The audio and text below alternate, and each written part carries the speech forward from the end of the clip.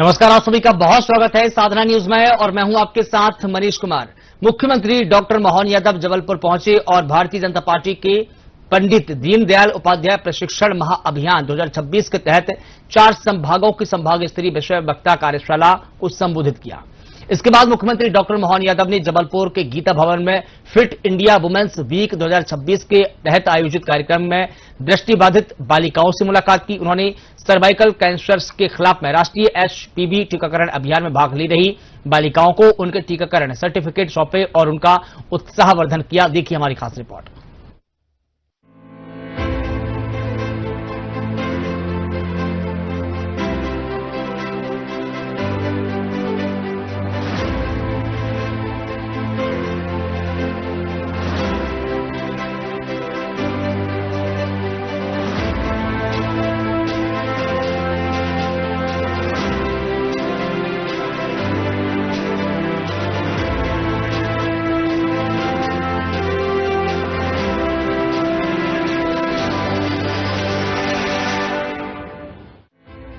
Bharatiya Janata party के पंडित दीनदयाल उपाध्याय प्रशिक्षण महाअभियान 2026 के तहत जबलपुर में 4 संभागों की संभाग स्तरीय विषय वक्ता कार्यशाला का आयोजन किया जा रहा है। भाजपा के संभागीय कार्यालय में आयोजित इस कार्यशाला में सत्ता और संगठन के कई बड़े नेता जुटे हैं। कार्यशाला में भाजपा के राष्ट्रीय सह संगठन महामंत्री शिव प्रकाश, गुजरात के प्रदेश संगठन महामंत्री रत्नाकर सहित कई वरिष्ठ पदाधिकारी शामिल हुए। वहीं मध्य प्रदेश के मुख्यमंत्री डॉक्टर मोहन यादव भी कार्यकर्ताओं के इस कार्यशाला में शामिल होने जबलपुर पहुंचे। इस मौके पर मुख्यमंत्री डॉक्टर मोहन यादव ने कार्यशाला को संबोधित करते हुए कहा कि संगठन की ताकत और कार्यकर्ताओं के समर्पण के कारण ही भारतीय जनता पार्टी विश्व की सबसे बड़ी पार्टी बनी है। उन्होंने कहा कि जबलपुर नर्मदा तट का ये क्षेत्र अद्भुत है और यहाँ के कार्यकर्ता भी उतने ही सक्रिय और समर्पित है।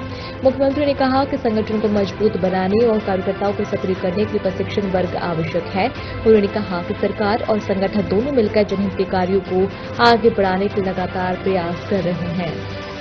हमारे महाकौशल प्रांत के जबलपुर और रीवा शहडोल संभाग के 4 संभाग का ये प्रशिक्षण वर्ग हमारे माननीय यशस्वी अध्यक्ष माननीय हेमंत खंडेलवाल जी, मैं स्वयं और साथ हमारे प्रभारी राष्ट्रीय सह संगठन मंत्री, क्षेत्रीय संगठन मंत्री, सबके साथ हमने ये जो प्रशिक्षण का क्रम जारी रखा है। इसी संगठन की बलबूते पर विश्व की सबसे बड़ी पार्टी भारतीय जनता पार्टी बनी और जिस स्थान जबलपुर का ये मां नर्मदा का किनारा वाकई अद्भुत है और यहाँ के कार्यकर्ता भी अद्भुत है। इसीलिए हमारी सरकार जनहितैषी कल्याणकारी कार्यक्रमों में अपने संगठन की ताकत लगाती है और संगठन की मजबूती के लिए, कार्यकर्ताओं का आधार बनाने के लिए, सक्रियता करने के लिए प्रशिक्षण वर्ग की आवश्यकता होती है। मुझे इस बात की प्रसन्नता, हमारे अध्यक्ष जी जब से बने हैं लगातार इन सारे कामों को गति देते जा रहे हैं और सरकार के लेवल पर जहां आवश्यक है एक कार्यकर्ता, हम सरकार के मुखिया भले ही, लेकिन एक कार्यकर्ता भाव होने कारण से हमारे सांसद, विधायक, मंत्री मूलतः दोनों दायित्व का बराबरी से निर्वहन करते हैं। मुख्यमंत्री डॉक्टर मोहन यादव ने जबलपुर के गीता भवन में आयोजित फिट इंडिया वुमेन्स वीक 2026 और राष्ट्रीय HPV टीकाकरण अभियान के दौरान दृष्टिबाधित बालिकाओं से आत्म मुलाकात कर उनका हौसला बढ़ाया। यह अभियान सर्वाइकल कैंसर से बचाव के लिए 9 से 14 वर्ष की बालिकाओं को निःशुल्क वैक्सीन लगाने का प्रदेशव्यापी प्रयास है। ये कार्यक्रम फिट इंडिया वुमेन्स वीक के तहत महिलाओं के स्वास्थ्य और सशक्तिकरण को प्राथमिकता देते हुए शुरू किया गया है।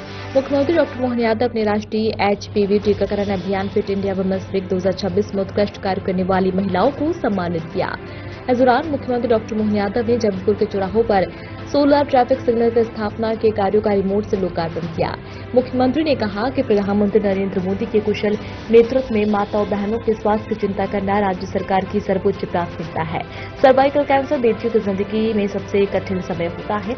मध्य प्रदेश में बड़े पैमाने पर HPV टीकाकरण अभियान की शुरुआत की गई है। इसमें 14 वर्ष से अधिक आयु की बेटियों को 4,000 रुपए मूल्य का ये टीका निःशुल्क लगाया जा रहा है।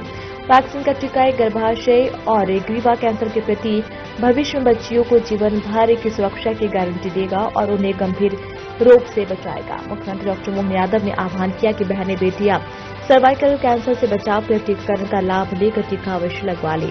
मुख्यमंत्री ने टीका लगवा चुकी बेटियों को प्रमाण पत्र प्रदान किया है। साथ ही जबलपुर में 37 करोड़ रुपए से अधिक के विभिन्न विकास कार्यों का लोकार्पण और भूमि पूजन भी किया।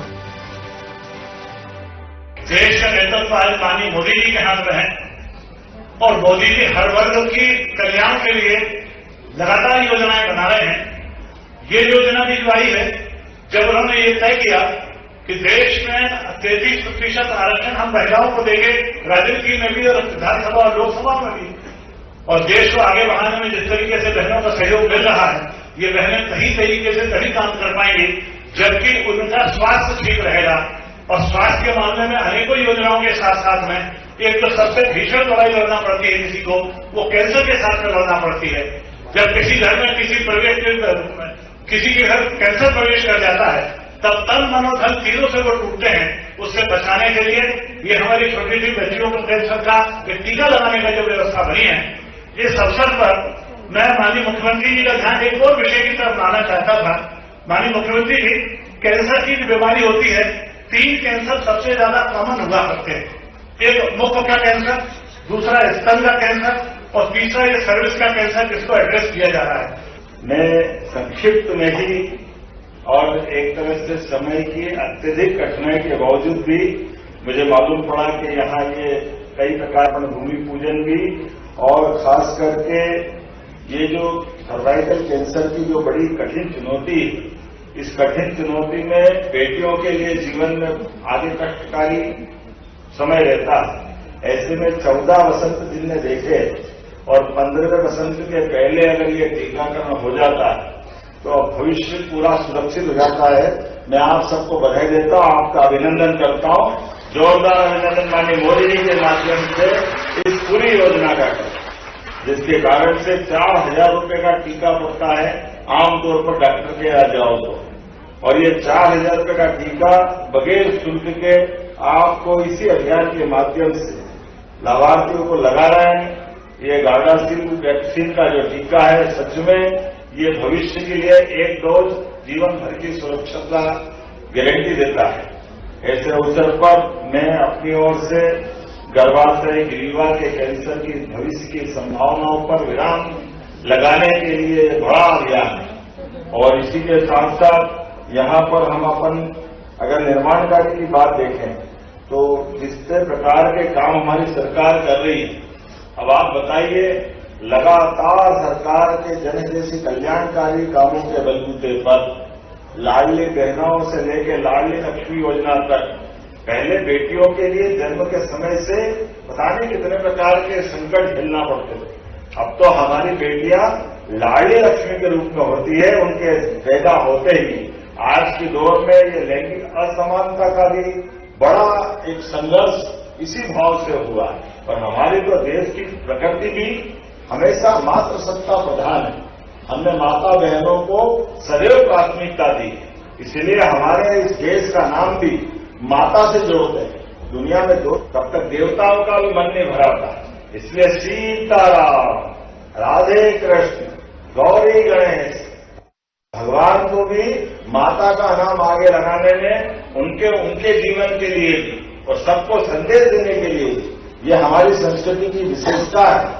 ऐसे समय में, आज के समय में जब बदलता दौर आया, मैं सच में हमारी सरकार को अपने राज्य के अंदर सभी शासकीय नौकरियों सहित स्थानीय निर्वाचन में तो 50% का आरक्षण हम आपके लिए दे रहे हैं, क्योंकि हमारी आधी आबादी आपसे जुड़ रही है, इसलिए उससे आगे बढ़ते रहे। आने वाले समय में लोकसभा विधानसभा में भी माननीय मोदी जी को धन्यवाद दीजिए, 33% का आरक्षण बेटियों को मिलने वाला भविष्य के लिए भी हमारे बेटी लोकसभा विधानसभा सहित सब दूर अपना प्रतिनिधित्व करेगी।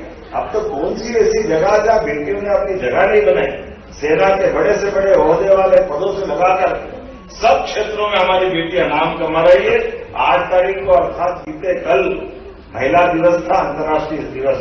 मैं उसके लिए भी, चूंकि मैं कल करीला माता में सीता माता की जयंती मनाने के लिए लव कुश जी की जयंती भी वहीं मनती है, उस कार्यक्रम में शामिल हुआ था।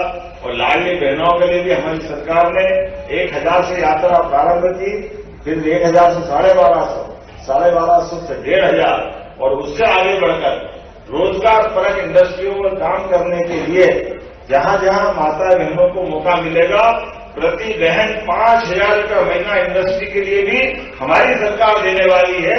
उनके जीवन में मदद मिलने वाली है। एक तरह से ये बड़ा संकल्प हमारा है। कहने के लिए तो रक्षाबंधन पूरे साल में एक बार आता है और बहनों का सम्मान और बहनों के माध्यम से भाई को प्रेम का आशीर्वाद मिलता है। मैं तो और भाग्यशाली हूं। पूरे प्रदेश के अंदर 1,25,00,000 बहनें मुझे आशीर्वाद हर महीने देती है। हम भी हर महीने 1,500 रुपया उनके खाते में पहुंचाते हैं उनका प्रेम पाने के लिए। जब 1,500 बोलते तो ताली तो अच्छे से बजा ही सकते हैं, इसमें कोई संकोच तो होना चाहिए। तो मेरी अपनी ओर से आज के इस भूमि पूजन कार्यक्रम में लगभग 10 करोड़ 51 लाख की लागत से आधुनिक जनपद भवन का भूमि पूजन और लोकार्पण के 3 अलग अलग कामों का 27 करोड़ 16 लाख की लागत से इस गीता भवन में कार्यक्रम हो रहा है। प्राथमिक स्वास्थ्य केंद्र के लगभग 12 करोड़ 84 लाख की लागत से इसका लोकार्पण भी रखा गया है। 21 स्वास्थ्य उप स्वास्थ्य केंद्र का लोकार्पण लगभग 13.5 करोड़ की लागत से और 67 लाख की लागत से ये सोलर ट्रैफिक सिस्टम, खासकर सिग्नल का ये भी कैंटिलीवर, ये लोकार्पण भी हो रहा है। तो समूची रूप से मेरी अपनी ओर से एक बार फिर लगभग 37 करोड़ के कामों का जोरदार अभिनंदन कर ताली बजा करके इन सारे कामों का लोकार्पण भूमि पूजन यही हो रहा है। बीते समय में भी और आने वाले समय में भी हमारे विकास के क्रम में लगातार ये सिलसिला चलता रहेगा। आज के इस अवसर पर मैं पुनः आप सबका वंदन करता हूं, अभिनंदन करता हूं। आने वाली नवरात्रि फिर आ रही है। नवरात्रि अर्थात शक्ति की आराधना का पर्व और उससे पहले गुड़ी पड़वा से हमारा नववर्ष भी प्रारंभ होगा। तो नववर्ष की भी आपको बधाई, बहुत बहुत धन्यवाद। भारत माता की जय।